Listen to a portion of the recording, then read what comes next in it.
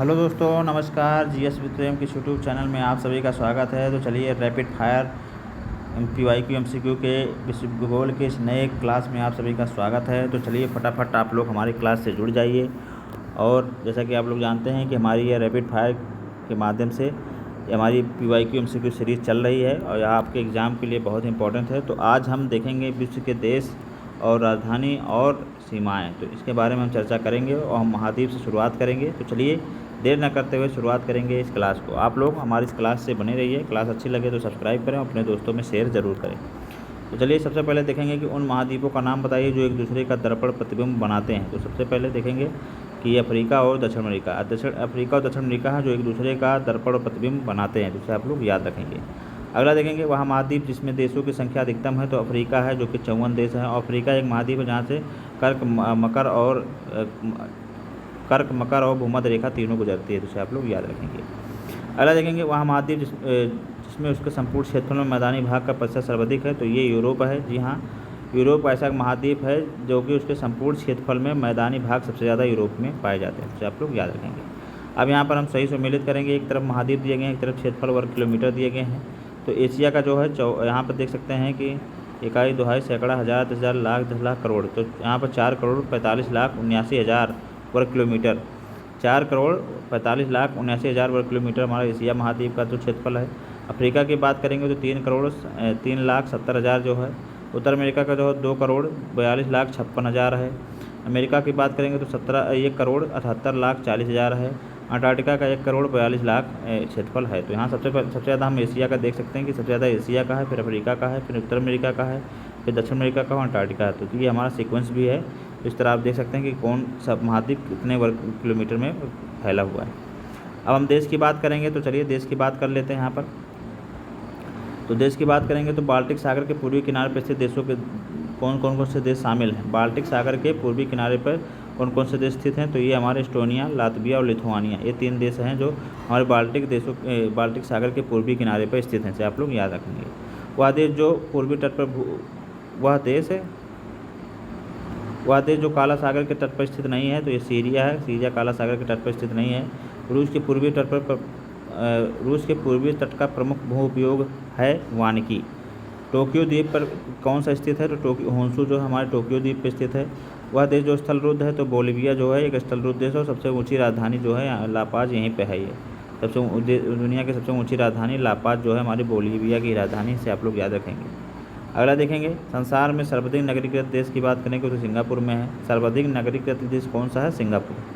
जनसंख्या के आधार पर विश्व का सबसे बड़ा इस्लामिक राष्ट्र की बात करें तो इंडोनेशिया में। जी हाँ, सबसे ज़्यादा द्वीप और सबसे ज़्यादा इस्लामिक राष्ट्र हमारे इंडोनेशिया में है, इसे आप लोग याद रखेंगे। अफ्रीका का सिंह, हॉर्न ऑफ अफ्रीका जो है, हॉर्न ऑफ अफ्रीका की बात करें कौन सा देश सम्मिलित नहीं है। तो इसमें सूडान नहीं है। बाकी आप इसे सीड के नाम से भी याद रख सकते हैं, इसका वो फार्मूला है सीड।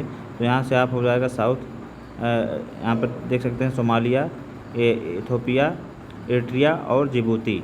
ये हमारा हो गया सोमालिया, एरिट्रिया, इथोपिया और जिबूती। तो ये सीड से हम याद कर सकते हैं हॉर्न ऑफ अफ्रीका को। तो ये जो हमारे अफ्रीका के एकदम दक्षिणी निचले छोर पर होता है। अगला देखेंगे स्वर्णिम अर्धचंद्र के सम्मिलित किया जाता है। तो अफगानिस्तान, ईरान और पाकिस्तान। तो ये स्वर्णिम अर्धचंद्र है। जी हाँ, स्वर्णिम अर्धचंद्र के रूप में किसे सम्मिलित किया जाता है। तो अफगानिस्तान, ईरान और पाकिस्तान, से आप लोग याद रखेंगे। बेनेलक्स का देश किसे कहा जाता है। तो बेल्जियम, नीदरलैंड और लग्जमबर्ग को बेनेलक्स का देश कहा जाता है, इसे भी आप लोग याद रखेंगे। दक्षिण अमेरिका का सबसे घना बसा देश कौन सा है। तो इक्वाडोर है। अंतर महाद्वीपीय देश की बात करेंगे तो टर्की और ट्यूनीशिया है, इसे भी आप लोग याद रखेंगे। लोक नगरीय सातत्य के विचार को सुधार पर विकसित किया गया जो अध्ययन किए गए मैक्सिको में। वह देश जो क्षेत्रफल में भारत से बड़ा नहीं है। तो ये फ्रांस है जो कि भारत से बड़ा नहीं है। अफ्रीकी स्थलावृत्तीय देश है चाड। यहाँ अफ्रीकी स्थलावृत्तीय देश कौन सा है? चाड है। अब यहाँ पर हम सही सुमेलित करेंगे। एक तरफ देश दिए गए हैं, एक तरफ राजधानियाँ दी गई हैं। तो आइए देख लेते हैं, यहाँ से कई बार हमारे एग्जाम में सवाल बन जाते हैं इस तरह के। तो पेरू की राजधानी जो है लीमा है, जिम्बाब्वे की हरारे है, क्यूबा की हवाना है और लाओस का वियंतियाने है। तो ये आप देख सकते हैं हमारा बीओ एग्जाम 2006 में पूछा गया था। पेरू की लीमा, जिम्बाब्वे का हरारे, क्यूबा का हवाना और लाओस का वियंतियाने। तो इसे आप लोग याद रखेंगे। अगला देखेंगे, अगला भी हमारा राजधानी है, उसे सही सुमेलित करना है। एक तरफ देश दिए गए, एक तरफ राजधानी दी गई है। तो सूरीनाम का पारामारिबो, जी हाँ, पराग्वे का हमारा असुनसियन, पेरू का लीमा और फिजी का सुआ है। तो इसे आप लोग जरूर याद रखेंगे। यहाँ से हमारे एग्जाम में 100% सवाल आते ही आते हैं। अगला देखेंगे यहाँ पर एक तरफ ऑस्ट्रेलिया के प्रांत दिए गए हैं, एक तरफ राजधानी शहर दिया गया है। आइए देखते हैं। तो न्यू साउथ वेल्स जो है हमारा सिडनी का शहर है, क्वींसलैंड जो है ब्रिस्बेन का है, विक्टोरिया जो है मेलबॉर्न का है और पश्चिम ऑस्ट्रेलिया जो है पर्थ का है। तो ये आप इसे याद रख सकते हैं कि पश्चिम ऑस्ट्रेलिया में पर्थ स्थित है, विक्टोरिया में मेलबर्न है। जैसा कि आप लोग जानते हैं कि ऑस्ट्रेलिया जो है 6 भागों में विभाजित है। तो सिडनी की राजधानी से न्यू साउथ वेल्स कहा जाता है, ब्रिस्बेन की क्वींसलैंड है और विक्टोरिया जो है विक्टोरिया की मेलबर्न है और पश्चिमी ऑस्ट्रेलिया की पर्थ है। वैसे ऑस्ट्रेलिया की राजधानी की बात करें तो कैनबरा कही जाती है, तो आप लोग याद रखेंगे। फिर हम देखेंगे यहाँ पर सम्मिलित करना है, एक तरफ देश दिए गए एक तरफ राजधानियाँ हैं। तो एंटीगुआ बरमूडा की राजधानी सेंट जॉन्स है, डोमिनिका की राजधानी रोसेऊ है, अल सल्वाडोर की राजधानी सैन सल्वाडोर है और बहामास की राजधानी नसाऊ है। तो ये सब बहुत इंपॉर्टेंट सवाल है, यहाँ से सीधे एग्जाम में पूछ लिया जाता है। आदमी से अनजान होता है क्योंकि इन सब चीज़ों को आसान जान के कोई पढ़ता नहीं है, लेकिन यहाँ से जब एग्जाम में पूछ लिया जाता है सवाल इसी तरह के पूछ लिया जाए तो आप कन्फ्यूज़ हो जाते हैं। तो इसे आप लोग 102 बार देखेंगे तो आपके दिमाग में बैठ जाएगा। फिर से देख लेते हैं कि एंटीगुआ बरमूडा के सेंट जॉन्स, डोमिनिका के रोसेऊ, अल साल्वाडोर का सैन सल्वाडोर, बहामास का नसाऊ, जिसे आप लोग याद रखेंगे।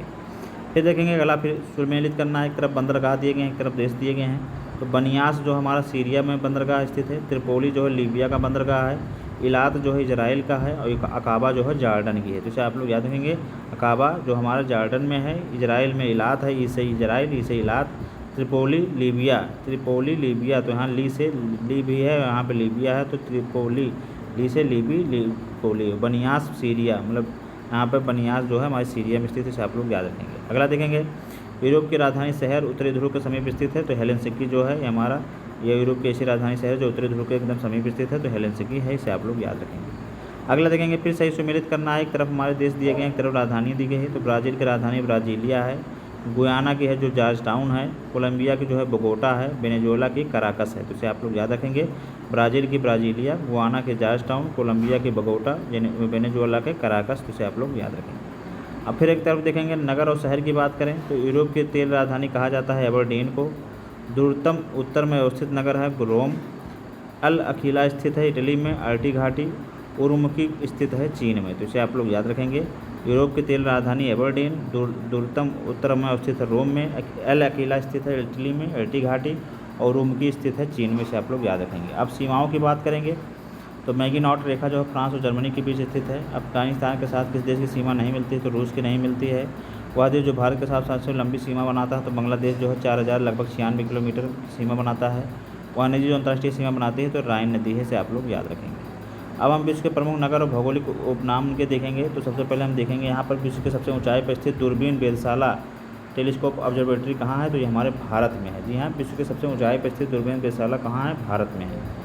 झुकीलाट के लिए प्रसिद्ध पीसा स्थित है इटली में। जी हाँ, झुकीलाट के लिए प्रसिद्ध पीसा की मीनार कहाँ है, तो इटली में है, इसे आप लोग याद रखेंगे। सूर्योदय का देश किस नाम से प्रसिद्ध है, तो जापान के नाम से प्रसिद्ध है। सूर्योदय का देश किस नाम से है, तो जापान के नाम से। संयुक्त राज्य अमेरिका का वह राज्य जिसको ब्लू ग्रास स्टेट भी कहा जाता है तो केंटुकी के नाम से प्रसिद्ध है। जी हाँ, संयुक्त राज्य अमेरिका का वह राज्य जिसको ब्लू ग्रास स्टेट कहा जाता है तो किसके नाम से है, केंटुकी के नाम से है।